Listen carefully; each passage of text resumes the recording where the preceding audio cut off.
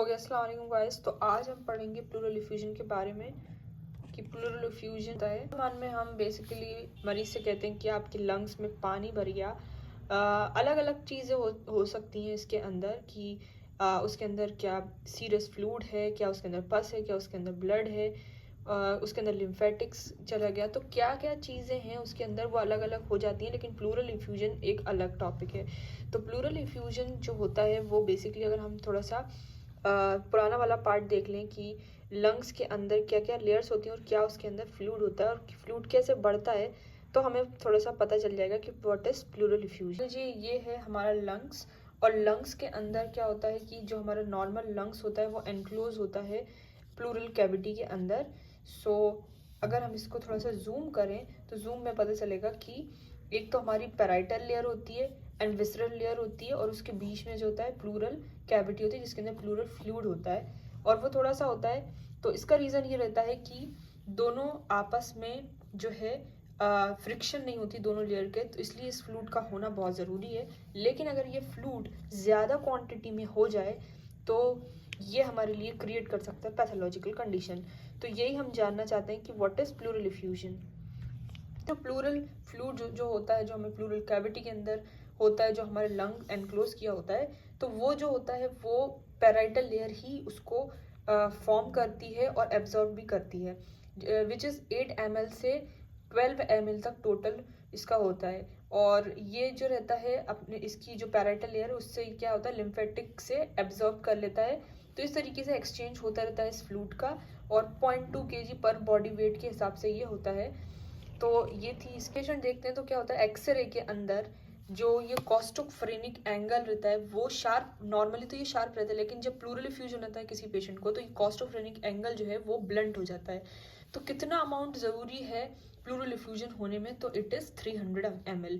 वेराई करता है अलग अलग बुक्स में, लेकिन 300 ml should be there to see in the chest X-ray film.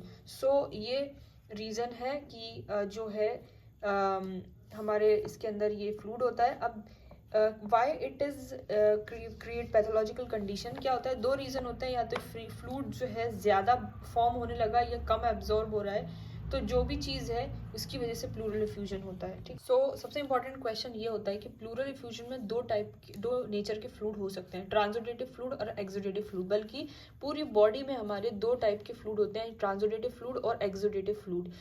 जो ट्रांसोडेटिव फ्लूइड होता है उसके अंदर क्या, फ्लूइड के अंदर क्या होता है कि जैसे कि हमारे ब्लड वेसल्स है और ब्लड वेसल्स के अंदर है हमारा ब्लड।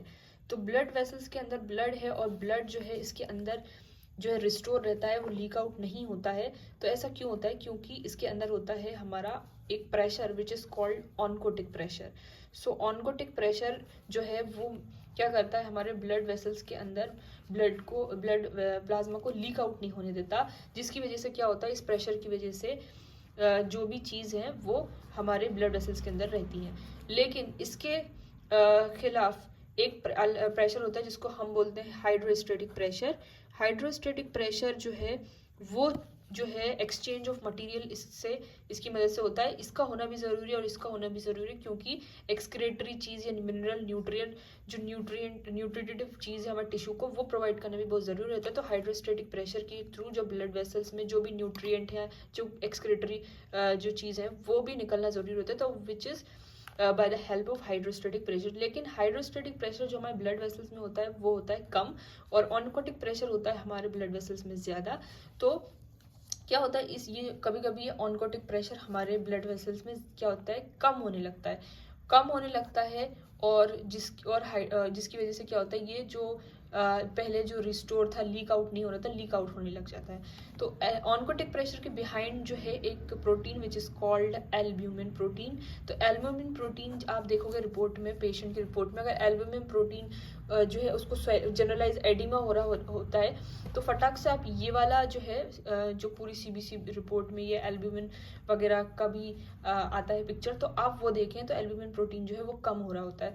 तो एल्ब्यूमिन प्रोटीन कम होता है और इसकी वजह से जो है फ्लूइड लीक आउट हो रहा होता है हमारे बॉडी से, विच और हम कहते हैं पेशेंट को एडिमा हुआ है। ठीक है, तो ये थी ऑनकोटिक की कहानी। अगर हाइड्रोस्टेटिक प्रेशर ये ज़्यादा हो जाता है अगर, क्योंकि एक तरफ ब्लड वेसल्स के अंदर ब्लड प्लाज्मा को जो खींच रहा है हमारा ऑनकोटिक प्रेशर, और दूसरी तरफ जो ब्लड वेसल्स के बाहर चीज़ों को खींच रहा है हाइड्रोस्टेटिक प्रेशर। ये दोनों प्रेशर मेंटेन होते हैं। ऑनकोटिक प्रेशर ज़्यादा होता है, हाइड्रोस्टेटिक प्रेशर कम होता है।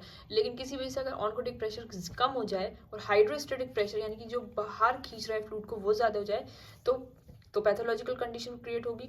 और अगर ये हाइड्रोस्टेटिक प्रेशर जो है वो ज़्यादा हो जाए, ऑनकोटिक प्रेशर जो था वही था, लेकिन हाइड्रोस्टेटिक प्रेशर अगर ज़्यादा हो जाए तो भी फ्लूइड लीक आउट होती है। दोनों ही कंडीशन में, चाहे ऑनकोटिक प्रेशर कम हो और हाइड्रोस्टेटिक प्रेशर ज़्यादा हो, जो फ्लूइड होगा वो होगा हमारा ट्रांसोडेटिव फ्लूइड। ट्रांसोडेटिव फ्लूइड वो फ्लूइड होता है जिसके अंदर अगर हम सैंपल लेते हैं तो उसके अंदर कोई प्रोटीन, कोई एलडीएल का कंटेंट नहीं होगा, यानी कि वो सिर्फ और सिर्फ खालिस एक फ्लूइड होगा जिसके अंदर प्रोटीन एलडीएल नहीं होगा। प्रोटीन और एलडीएल क्यों नहीं होगा? क्योंकि ये बड़े मॉलिक्यूल हैं और इतने आराम से इतनी सी स्पेस में वो मतलब लीक आउट नहीं होते जब तक कि कोई ब्लड वेसल के अंदर कोई स्ट्रक्चरल डिफॉर्मिलिटी नहीं हो, जब तक ये लीक आउट नहीं होते। तो प्रोटीन भी नहीं होगा, एलडीएल भी नहीं होगा, या कोई मॉलिक्यूल नहीं होगा, सिर्फ और सिर्फ फ्लूइड होगा, and it is called transudative fluid. और ट्रांसोडेटिव फ्लूइड जो है बहुत सारी सिस्टमेटिक कंडीशन है जिसके अंदर हो सकता है, जैसे कि लिवर सिरोसिस के अंदर हो सकता है, आपका कंजेस्टिव कार्डिक फेलियर के अंदर हो सकता है आपका, है ना।